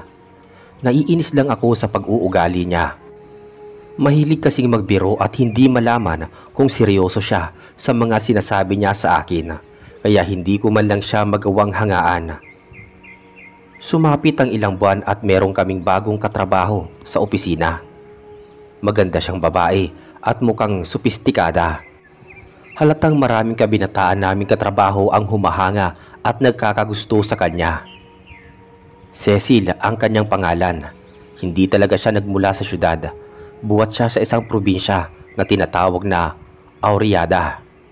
Sa tulong ng mga kaibigan ng kanyang ina sa syudad ay nakapag-aral siya ng kolehiyo at nakarating sa syudad para makapagtrabaho. Mabait siya at palakaibigan, kaya naman madali naman siyang nakapalagayang loob. Naging malapit ako sa kanya at hindi nagtagal nalaman niya ang malungkot na buhay na pag-ibig ko. Medyo naawa siya sa kalagayan ko, kaya naman nagpadala siya ng telegrama sa kanyang mga kamag-anak sa probinsya at humingi siya ng tulong upang ireto ako sa kapamilya niyang mga binata. Noong una ay nahihiya ako at nanliliit sa aking sarili nang hikayatin niya akong makipagpenpal sa kanyang pinsang binata na si Renante. Matagal na din pala itong walang nobya. Ang huli nitong nakarelasyon ay pinagpalit siya sa isang mayamang hasyendero, kaya naman nasaktan siya ng husto at nag-focus na lang sa pagtatrabaho. Naisip ko na halos parehas ang aming kapalaran, kaya sinubukan ko na makipagkaibigan sa kanya at makipagkilala sa pamamagitan ng pagsulat ng liham. Naging tulay si Cecil para magkaroon kami ng komunikasyon ni Renante. Sa bawat linggo, nagpapalitan kami ng telegrama. Medyo nag-aalangan pa ako noong magpadala siya sa akin ng larawan at nakita ko na may taglay siyang kagwapuhan at pagiging mistiso.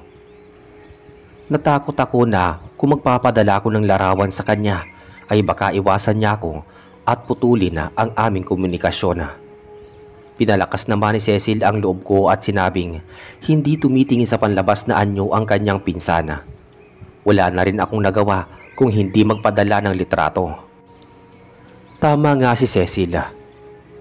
Nagpatuloy ang aming pagkakaibigan ni Renante at hindi nagtagal ay nahulog ang loob ko sa kanya. Lumalim ng lumalim ang aming pagkakaibigan hanggang sa umabot sa punto na sinagot ko na siya at naging magkasintahan kami sa mga ipinapadala naming telegrama sa isa't isa. Nabanggit ko na rin sa aking mga magulang at kapatid ang tungkol kay Renante. Mukha naman silang boto dito. Kaso ay nakiusap sila na kung pwede ay papuntahin ko si Renante sa syudad upang mas makilala nila ng personal. Pinag-usapan namin iyong mabuti pero nakiusap sa akin si Renante na hindi siya kaagad makakapunta sa syudad sapagkat nagkaroon ng karamdaman ang kanyang ina. Bilang panganay ay kailangan niya itong alagaan. Humiling din ang kanyang ina na kung pwede akong pumunta sa probinsya upang makilala nila ako at makilatis bilang nobya niya. Kinakabahan ako pero may halong kasabikan. Nagrepresenta si Cecil na samahan ako, pati ng 3 pa naming katrabaho na sina Danilo, Patricia at ang kasintahan nitong si Brandon. Maglilive at magbabakasyon kami sa probinsya ng Aurieda ng mga ilang araw upang makilala ang pamilya ni Renante. Nagalak naman ang pakikipagtrabaho ko sapagkat kakaibang pakikipagsapalaran ang pagbabakasyon sa probinsya at mukhang makakahinga kami sa nakakapagod naming trabaho sa opisina. Kaya naman nagpaalam na kami kaagad sa aming boss. Pinayagan niya kami pero 5 araw lamang ang ibinigay niyang bakasyon sa amin. Hindi kami pwedeng lumagpas ng 1 linggong bakasyon sapagkat maraming mga nakaabang na gawain sa opisina. Nagpasalamat kami at matapos ng trabaho ay kaagad na kaming naggayak. Sa sumunod na araw ay nagkita-kita kami sa May Piera. Sumakay kami sa barko na inabot ng 6 na oras. Nagmistula kami mga turista sa aming mga porma. Nang makadaong ang barko ay sumakay kami kaagad sa jeep papasok sa mismong probinsya.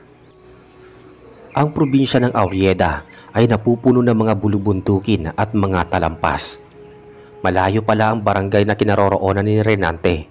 Halos ilang kilometro ang distansya nito sa mismong bayan. Magdadapit hapon na noong makarating ang jeep sa barangay Elena.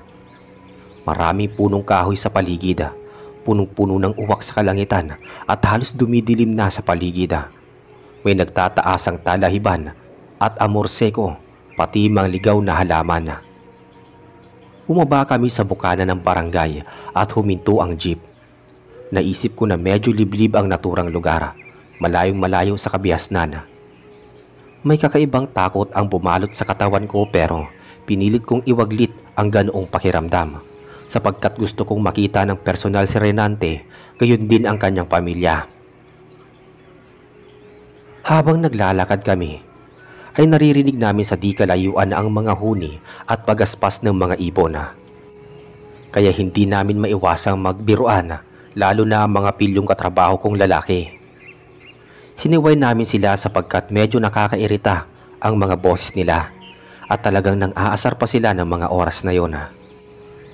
Maya-maya ay nakarating kami sa may isang bahay na yari sa kahoy at halos wala itong kalapit ng mga kabahayan pero napupuno ng mga nagtataasang punong kahoy ang paligid. Ngumiti si Cecil at nabanggit niya sa amin na nakarating na kami sa aming destinasyon. Doon pala nakatira si Renante at ang kanyang pamilya. Napakunot ang noo ni Brandon. Tinanong niya si Cecil kung bakit sa liblib na lugar nakatira ang pamilya ni Renante at kung meron pa ang mga itong ibang bahay maliban doon sapagkat may kalayuan ang lokasyon nito sa bayan at wala pang mga kapitbahay. Positibo namang tumugon si Cecil at pinakalma niya si Brandon. Sinabi niya na wag itong mag-alala sapagkat wala namang mangyayaring masama sa amin sa lugar na iyon. Kung tutuusin ay tahimik at makakapagpahinga kami ng maayos dahil malayo sa maingay at magulong buhay sa bayan. Sa pagkakataong iyon ay pumanatag naman ang loob namin. Naglakad kami patungo sa may pinto at kumatok si Cecil pagkatapos ay nagsalita siya at nagpakilala. Makalipas ang ilang sandali ay bumukas ang pinto at may lumitaw na isang magandang ginang na nakasuot ng blusa. Yumakap ng mahigpit si Cecil at bumati dito at saka kami ipinakilala sa ina ni Renante. Isa-isa kami nagpakilala at nagmano. Halos mapatulala ako sa kagandahan ni Ginang Loretta. Makaluma ang kanyang kariktan na kawangis ng mga artista noong sinaunang panahon.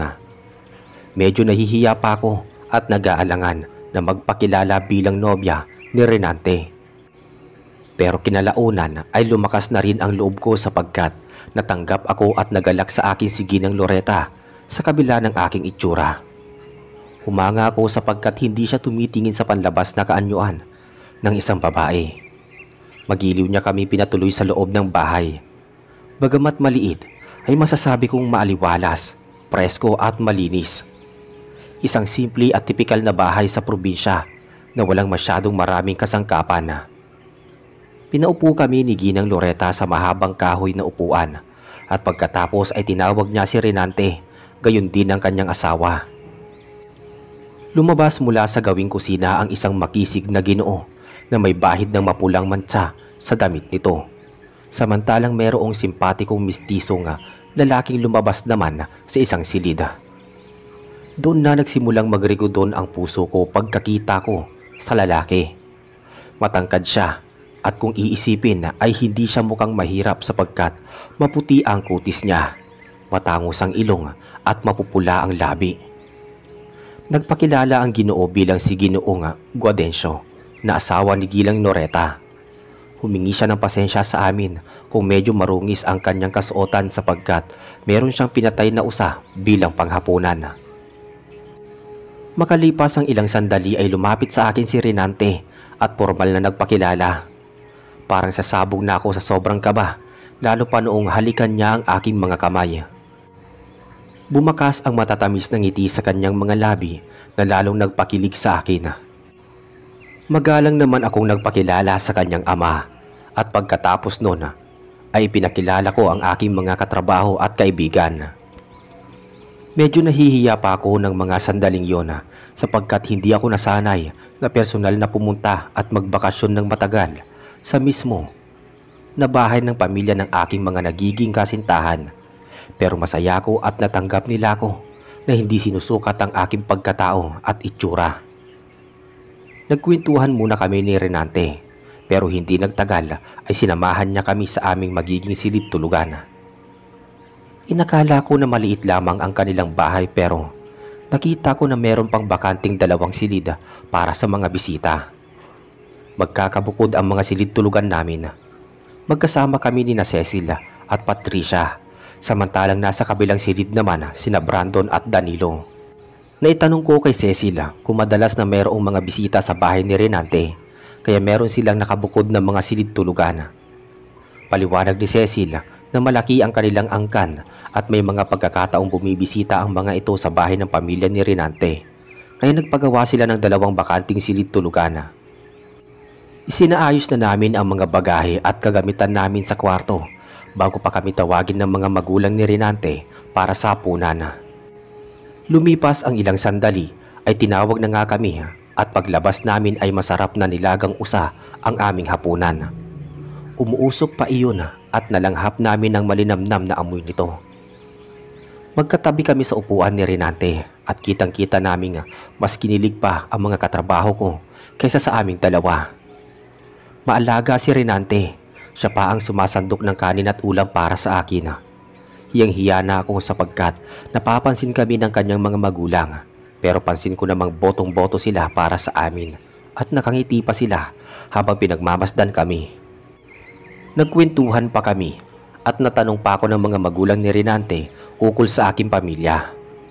Ang totoo ay mabuting may bahay ang aking ina. Nagtitinda siya sa maliit na sari-sari store sa aming lugar, samantalang ang tatay ko ay negosyante. Hindi na ako nakakauwi sa amin simula nang magkaroon ako ng trabaho sa syudad, kaya nagpapadala na lang ako ng pera para sa kanila. Samantala, Ang ama naman ni Renante ay mangangaso at may bahay naman ang kanyang ina. Nagsasaka at nangangaso din si Renante. Bagay na talagang pinagkaiba naming dalawa, pero wala namang problema sa akin iyon. Ang mahalaga ay nagmamahalang kaming dalawa at may respeto kami sa aming mga trabaho. Matagal pa kami na naghahalakhakan at nagkwentuhan. Nabusog kami ng husto sa mga inihandang hapunan. Pero bago pa kami matapos sa pagkain, ay inalok kami ni Renante na kung gusto naming mamasyal sa kinabukasan.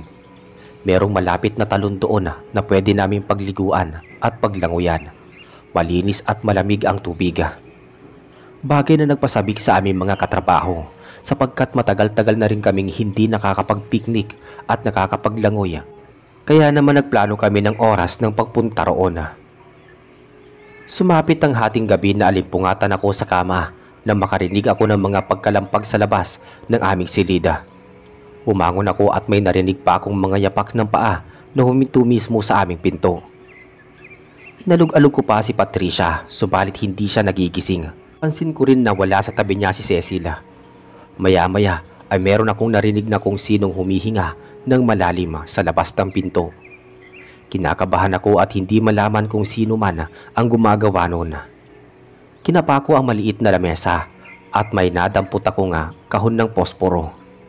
Kumuha ko ng posporo at ikiniskis pagkatapos na lumitaw ang liwanag ay sinindihan ko ang ilawang gasera. At noong magliwanag ang silid ay saka ko maingat na lumabas sa pinto. Binuksan ko ang pinto at walang katao-tao sa labas.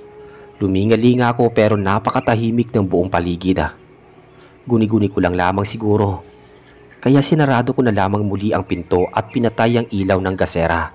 Saka ko bumalik sa kama. Matagal bago ako nakatulog. Hindi ko na rin naramdaman kung anong oras bumalik si Silida, itong si Cecil. Kinaumagahan, nag-almusal kami at kakaibang karni na naman ang tumambad sa amin. Paliwanag ni Ginang Loretta ay karni daw iyon ng kambing na nahuli sa gubat ni Ginoong Guadencio. Masarap at malambot naman kaya hindi kami nahirapan sa pagkain. Nakita ko si Cecil na mukhang puyat na puyat kaya tinanong ko siya kung saan siya nanggaling sa nagdaang gabi at kung bakit bigla siyang nawala sa kama. Nagulat pa siya sa tanong ko pero tumugon siya na nagtungo siya sa palikuran sapagkat tinawag siya ng kalikasan. Natagalan lamang siya sa pagbalik at namamahin naman siya. Hindi na ako nangulit at nag-focus na lang ako sa aming planong pagpunta sa talon. Napagkasunduan namin na pagkatapos naming mag-almusal ay maggagayak na kami ng mga dala bago pumunta sa talon at hindi kami papaabot ng tanghali. Kaya naman hindi na kami nag-aksaya ng panahon. Matapos namin makapagpalit ng mga damit at makapaghanda ng mga dadalhin ay nagpaalam na muna kami sa magulang ni Renante. Malugod naman nila kaming inihatid sa labas ng bahay at naglakad na kami patungo sa may talona. Mahigit 1 oras din ang nilakad namin paitaas sa bundok upang makarating sa talona. Uminom kami ng tubig upang mapawi ang pagod at uhaw namin.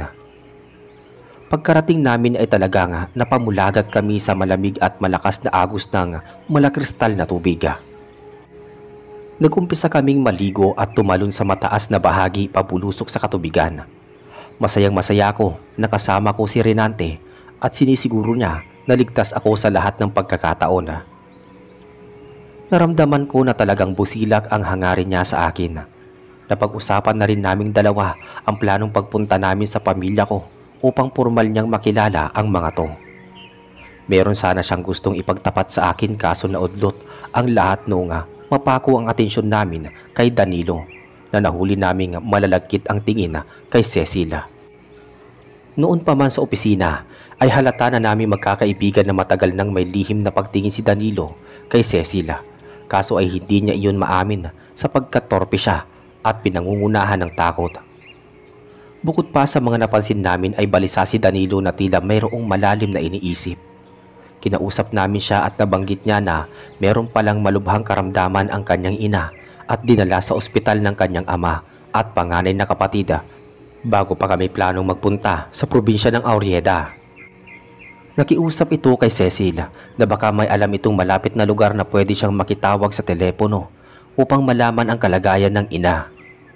Nabanggit ni Cecil na mayroong tindahan sa bayan na ilang kilometro ang layo at doon mismo may telepono. Nagkusa siya na samahan si Danilo at hindi niya kami pinasunod upang mapakinabangan namin ang aming bakasyon. Kaya naman naiwan kami sa talon ni Baron, Patricia at Renante. Mukha namang nakabisado ni Cecil ang daan matapos siyang bigyan ng panuto ni Renante kung paano makakabalik sa bahay. Hindi rin naman nagtagal ay umalis na rin kami sa talon sa labis na pag-aalala kay Danilo. Pagbalik namin sa bahay ay wala pa rin silang dalawa. Halos hapon na noong makarating si Cecil at ang kinagulat namin ay hindi niya kasama si Danilo. Pero may bit-bit na isang malaking supot ng karne si Cecil na binili niya buhat sa bayan. Base sa mga sinabi niya sa amin, nagdesisyong umalis si Danilo at igayak ang kanyang mga gamit bago sila magtungo ni Cecil sa may bayan upang kontakin ang pamilya nito. Pinasabi pa ni Danilo na humingi siya ng paumanhin at hindi siya kaagad nakapagpaalam sa amin. Bagay na lubos namin ikinalungkot kaya noong sumapit ang gabi ay medyo nangulila kami pero ipinaghanda naman kami ng masarap na lugaw ni Ginang Loretta. Bukod sa lugaw ay meron pa siyang adobong karning niluto. Maraming pagkain kaya nagtaka kami kung meron siyang inaasahang bisita. Nabanggit nilang mag-asawa na kabilugan noon ng buwan at naalala nila na bibisita ang ilan nilang mga kamag-anak kaya naghanda sila ng maraming pagkain. Medyo nag-alangan kami at baka hindi sila magkasya sa loob ng bahay. Ngumiti naman sa amin ang mag-asawa at sinabing wala kaming dapat na ipag-alala sapagkat malawak ang sala at pwede doong maglagay ng banig na tulugan para sa mga bisita. Nagsalo-salo kami sa lugaw pero hindi nagtagal at nagpaalam sa amin ang mag-asawa kasama si Cecil para salubungin sa may labasan ang kanilang kamag-anak. Si Renante na daw muna ang bahala sa amin. Pagkatapos nilang makalabas ng bahay ay nabulunan si Brandon sa pagkain ng lugaw.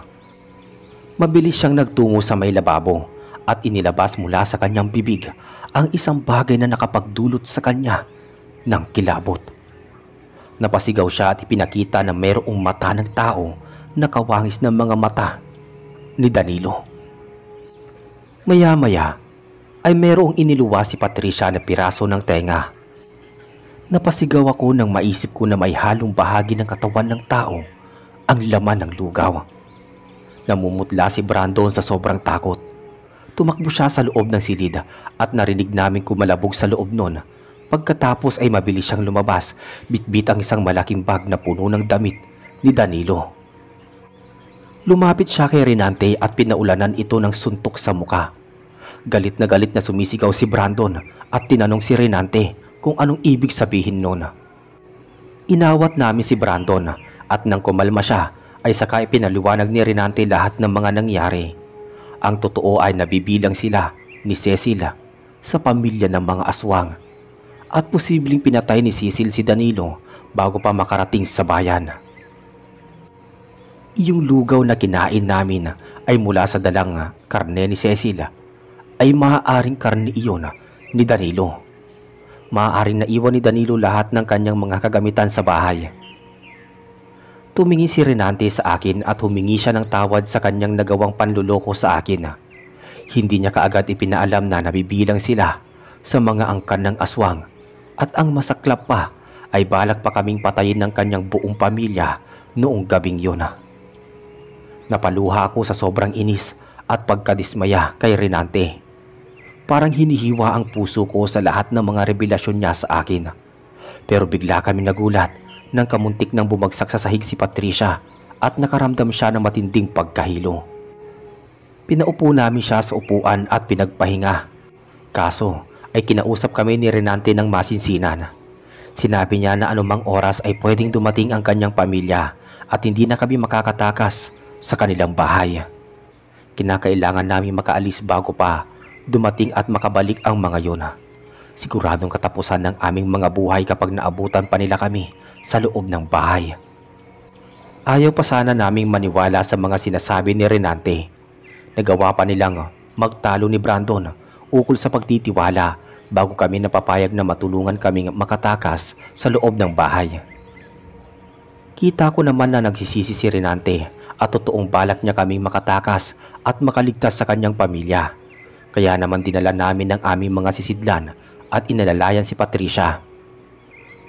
Pagkalabas namin ng bahay ay meron kaming narinig na mga kaluskos sa paligid. Naalarma kami lalo pat sinabi ni Renante na magmadali na kami sa paglalakad sapagkat nararamdaman niyang nasa malapit na ang kanyang angkan. Nagmamadali kami maglakad at sinuong namin ang kasukalan ng kakahuyan. Sa tulong ng kabilugan ng buwan ay nakita namin ang daan. Kung saan-saan kami lumiko hanggang sa may maulinagan kaming mga pumapagaspas sa gawing kaitaasan at pakiramdam namin ay hindi iyon basta pangkaraniwang ibon sapagkat kakaiba ang huni nito. Sinigawan kami ni Renante na huwag titigil sa paglalakad, subalit may biglang dumaluhong sa harapan ni Brandon. Napahinto kami at napatras dahil sa sobrang gulat. Hinawakan ako mabuti ni Renante, pati si Patricia, at tinulak niya kami papalayo. Balak sana niyang balikan si Brandon subalit nakita niya na ang 3 bulto ng kalalakihan na nakapalibot dito. Lumingon ang mga ito at ganun na lang ang takot namin na namutawi sa aking kalooban. Nagbabaga ang kanilang mga mata, matutulis ang mga pangila at nangingintab sa langis ang buong katawan. Umangil sila habang nakatingin kay Renante. Nagwala si Patricia at napapasigaw. Nanlalaban siya sa akin at gusto niyang lumapit kay Brandon ngunit pinigilan siya ni Renante. Pinagtulungang kalmutin at pagkakagatin ng 3 aswang si Brandon. Sumisigaw ito sa sobrang sakit at bighati. Parang dinudurog ng pinong-pino ang mga puso namin habang pinagmamasdan kung papaanong pagluray-lurayan ng mga kamag-anak ni Renante si Brandon. Hindi na namin matagalan ang tagpong yun. Inutusan na kami ni Renante na magpatuloy na sa paglalakad hanggang sa makalabas kami sa kakahuyan. Wala na kami nagawa kung hindi sumunod sa kanya kahit pinanghihinaan na kami ng loob. Tumakbo kami papalayo sa mga aswang. Hinawakan ni Renante ang aking mga kamay at sinigurado niyang hindi ako basta makakabitaw sa kanya. Sa kabila ng lahat ay may natitira pa rin akong tiwala at pagmamahal para sa kanya. Kaso ay hindi ko matiyak kung hanggang saan magtatagal ang natitira namin lakas bago kami makaalis sa lugar na iyon. Makalipas ang ilang sandali ay mayroong 3 bultong humarang sa amin. Huminto kami sa pagtatakbo. Napasigaw at nagulat kami nang matagpuan ang aming mga sarili na nakaharap sa mga magulang ni Renante. Pati na rin kay Cecil sa anyo ng pagiging aswang. Galit na galit silang umaangil na para bang gustong isumpa si Renante sa pagtulong niya sa amin. Tinanong ni Cecil si Renante kung mas pipiliin niya kaming iligtas kaysa sa pagsunod sa kanyang pamilya. Tumugon si Renante at sinabing malaki ang pagmamahal niya sa akin. Kaya ayaw niyang mapahamak ako, pati na rin si Patricia, at gagawin niya ang lahat upang makaligtas kami sa kamay ng kanyang angkan. Doon sumiklab ang galit ng mga magulang niya. Binulyawan siya ni Ginoong Guadencio at sinabing walang utang na loob. Isa daw siyang kahihiyan sa pamilya. Kung ayaw daw niya akong patayin, ay gawin na lang niya akong katulad nila sa pamamagitan ng pagkain kay Patricia. Napailing ako at paulit-ulit akong tumanggi. Ganoon na lang ang pakiusap ko kay Renante na huwag niyang gawin sa amin dalawa iyon ni Patricia. Humihikbi na ako habang nagmamakaawa sa kanya. Hinarap niya ang kanyang pamilya at sinabing hindi siya makakapayag na maging katulad nila ako. Bumangis ang mga mata at anyo ni Renante. Bumitaw siya sa pagkakahawak sa akin. Doon ko nakita ang kanyang pagbabagong anyo bilang aswang. Tinubuan siya ng mabalahibong katawan. Nagbabaga at namumula ang mga mata. Tumulis ang mga pangil at kuko niya. Kumapal ang mga buwaghag na buhok. Tumingi mabuti sa akin si Renante at sinabing tumakbo na kaming dalawa ni Patricia at iligtas ang aming mga sarili. Lalapitan pa sana kami ni Cecil pero hinarangan siya ni Renante. Sinabi nito na dadaan muna si Cecil sa kanyang bangkay bago pa kami masaktan. Wala na siyang pakialam kung kalabanin niya ang kanyang pamilya. basta masigurado niyang makakaligtas kami at makakauwi ng buhay. Sumulyap sa akin si Renante at kita ko ang lungkot sa kanyang namumulang mga mata. Nabanggit niya na walang nagbago sa kanyang damdamin para sa akin at minahal niya ako dahil sa aking kabutihan at hindi sa pisikal na kaanyuan. Hindi man kami magkatuluyan hanggang sa dulo, ay palagi ko daw tatandaan na minsan ay mayroong isang aswang na nagmahal ng totoo sa akin at ibinuwisang buhay para mailigtas ako sa kamatayan. Tumangis ako at niyakap ko siya bago ako tuluyang nagpaalam sa kanya, bago ko binitawan ng mga katagang mahal na mahal ko siya. Pagkatapos nun ay niyaya na ako ni Patricia na umalis sa lugar na iyon bago pa kami malapitan ng pamilya ni Renante. Labag man sa kalooban ko na hayaan at iwanan mapahamak ang nobyo ko sa kamay ng kanyang pamilya, ay wala kong ibang nagawa kung hindi iprioridad ang aming buhay na magkaibigan. Tumakbo na kami palayo sa kanilang direksyon, bitbit ang aming mga dalang gamit. Habang lumalayo kami ay naririnig ko ang mga mababangis na pag-angil, gayon din ang mga kalabog. Hindi nagtagal ay napahagulgul ako sa pag-iyak nang may naulinagan akong malalakas at mahahabang pag-angil na para bang nasasaktan. Parang pinupunit ang dibdib ko. Hindi ko mapigilang ilabas lahat ng sakit na nararamdaman ko.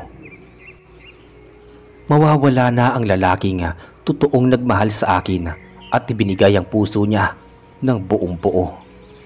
Nakatitiyak ako na tinig iyon ni Renante at siguradong natalo siya sa pakikipaglaban sa kanyang pamilya. Matapos ang pag-angil na iyon ay napalitan ng mahabang katahimikan. Nang mawala na ang napakaraming punong kahoy at meron na kaming naaaninag na kabahayan sa di kalayuan.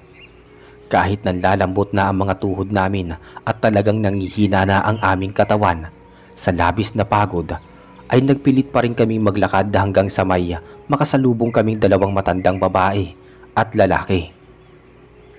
Humingi kami ng tulong at pinaliwanag namin na buhat kami sa liblib na barangay kung saan hinahabol kami ng mga aswang. Nahabag sa amin ang dalawa na matanda, kaya inalalayan nila kami at isinama sa kanilang bahay upang makapagpahinga sa magdamag. Nalaman namin na albularyo pala ang matandang lalaki na nagngangalang Lolo Nicanor at ang kanyang asawa ay si Lola Melissa. Naramdaman ni Lolo Nicanor na mukhang nayanggaw kami ng mga aswang, kaya naman bago kami makapagpahinga ay meron muna siyang pinainom na likido sa amin at pagkatapos ng ilang minuto ay sumuka kami at nilabas lahat ng malalapot na maiitim na likido. Nangihina kaming dalawa pero matapos naming mailabas lahat mula sa aming sikmura ay gumaan ang aming pakiramdam. May ipinahid na lana si Lolo Nicanor sa aming mga noo at dahil doon ay kumalma ang sikmura at katawan namin. Nakatulog kaming dalawa ni Patricia at hindi na namin naramdaman ang oras na lumipas. Kinaumagahan nagising na lang kami ni Patricia na nakahiga kami sa kawayang kama na may banig. Bumangon kaming dalawa at sumalubong sa amin na bumati sina Lolo Nicanor at Lola Melissa. Pinaghanda nila kami ng mainit na kape at tinapay.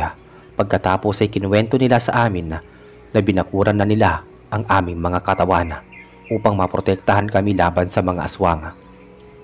Nagpasalamat kami ni Patricia at ipinagtapat namin sa kanila ang buong katotohanan ng pagkakapunta namin sa probinsya ng Aurieda. Sa pagkakataong iyon ay nasorpresa ang mag-asawa. Pinayuhan nila kami na wag basta-basta maniniwala sa mga taong magaling magpaikot sa kanilang kapwa. Kung totoo man daw ang pagmamahal sa akin ni Renante, ay dapat hindi niya ako niloko sapagkat malaking kasalanan ang kasinungalingan, kahit gaano pa kabusilak ang pagmamahal. May punto silang mag-asawa at medyo nagsisi din ako sa aking mga nagawang desisyon dahil nagpadala din ako sa aking damdamin kaya napalugmok ako sa kapahamakan. Matapos namin mag-almusal ay naghanda na kami sa pagligo at pagpapalit ng damit. Nang makatapos na kami sa pag-aasikaso ng aming mga kagamitan ay sabay-sabay kaming lumabas ng bahay at nag-abang sa jeepney na paparating. Mabuti na lang at maaga pa noong mga oras na yon. Meron kaming nasakyang jeepney at maluwag pa sa loob. Mas mabilis pa ang biyahe kapag patungo sa pier. Halos mabilis ang oras na ginugol namin sa may jeepney bago kami nakarating sa pier. At bago kami sumakay sa barko, ay pinabaunan kami ni Patricia ni Lolo Nicanor ng mga lana. Nagpasalamat kami at yumakap ng mahigpit sa matandang mag-asawa bago nagpaalam sa kanila. Pagkapasok namin sa barko, ay bumalik na naman ang aming lumbay ni Patricia sa pagkamatay ng aming mga nobyo at kaibigan. Hindi namin malaman kung anong mangyayari pagkabalik namin sa aming lugar. Hindi pa natatapos noon ang araw ng aming leave pero nang makarating kami sa syudad ay nagpahinga kami at sinubukan naming magtungo sa bahay ng aming mga kaibigan upang ipaliwanag sa kanila ang mga nangyari. Ganoon na lang ang galit sa amin ng pamilya ni Brandon at Danilo. Hindi sila makapaniwala sa malagim na sinapit ng mga ito. Halos isumpa ng pamilya ni Brandon si Patricia at hindi na siya hinayaang makapasok na muli sa kanilang bahay. Hindi nagtagal ay bumalik kami sa trabaho at hindi na namin nakita pang muli si Cecilia. Nag-resign na pala ito at sinabi sa aming boss mula sa ibinigay nitong sulat na meron na siyang napag-applyan na ibang trabaho na mas malaki ang sahod. Pero sa isip namin ni Patricia ay natatakot lamang siya na makita namin sa trabaho at malaman ng lahat na isa siyang aswang at siya ang pumatay kay Danilo. Hindi naman kami natakot ni Patricia na ilahad sa mga katrabaho namin ang aming karanasan sa liblib na probinsya. Wala kaming pakialam kung maniniwala sila o hindi sa aming mga kwento. Ang mahalaga ay nalaman nila ang mga pinagdaanan naming paghihirap para lang mabuhay sa kabila ng nakakapangilabot naming inkwentro sa mga aswang.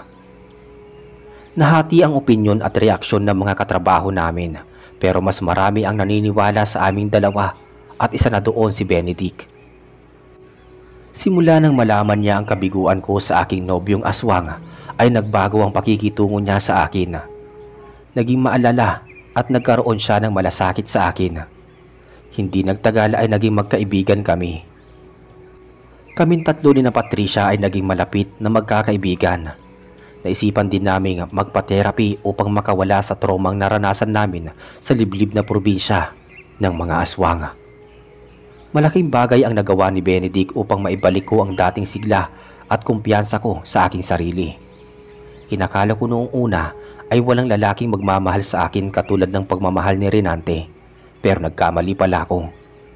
Hindi ko inaasahang magmamahal ako sa ikalawang pagkakataon sa lalaking hindi ko pinapangarap na magtotoo sa akin. Dumating ang isang araw na nahulog ang kalooban ko kay Benedict at higit sa pagkakaibigan ang nararamdaman ko para sa kanya. Nakasigurado na ako sa aking nararamdaman na siya ang lalaking totoong magmamahal sa akin na walang hinihinging kapalit. Sinubukan niya akong ligawan at sumapit ang panahon na pumasok kami sa seryosong relasyon. Kusa siyang nagplano na magtungo sa aming lugar at formal na magpakilala sa aking pamilya. Matapang siya at may paninindigan. Ipinaglaban at taas noo niya akong ipinagmamalaki kahit nilalait o kinukutya kami ng mga ibang tao dahil hindi kami bagay. Pinatunayan niyang mahal niya ako at totoo siya sa kanyang mga salita. Bagay na ikinalugod ng aking mga magulang. Hindi rin niya ako pinapabayaan sa mga panahong pinanghihinaan ako ng loob. Nakabawi ako at unti-unting bumangon. Parehas kami nag-resign sa opisina at humanap kami ng panibagong trabaho. Pero nagkikita-kita pa rin naman kami ni Patricia at nagkaroon ng oras sa isa't isa. Naghilom ang sugat sa puso ko at pinili ko na rin na lumugar sa tahimik nang magyaya sa akin si Benedict na magpakasala. Sa kasalukuyan ay meron na kaming sariling pamilya ni Benedict at gayon din si Patricia. Tahimik at masaya na kaming namumuhay sa syudad at hindi na kami basta-basta nagtitiwala sa mga bagong kakilala sapagkat ayaw na din naming maulit ang nakakatakot namin sinapit sa liblib na probinsya ng mga aswang. Dito na po natatapos ang kwento. Maraming salamat po sa oportunidad na ibinigay niyo sa akin upang maipabatid sa mga tagapakinig ang aming sariling karanasan at sana ay naging aral ito, lalo na sa mga taong naghahanap ng tunay na pagmamahal.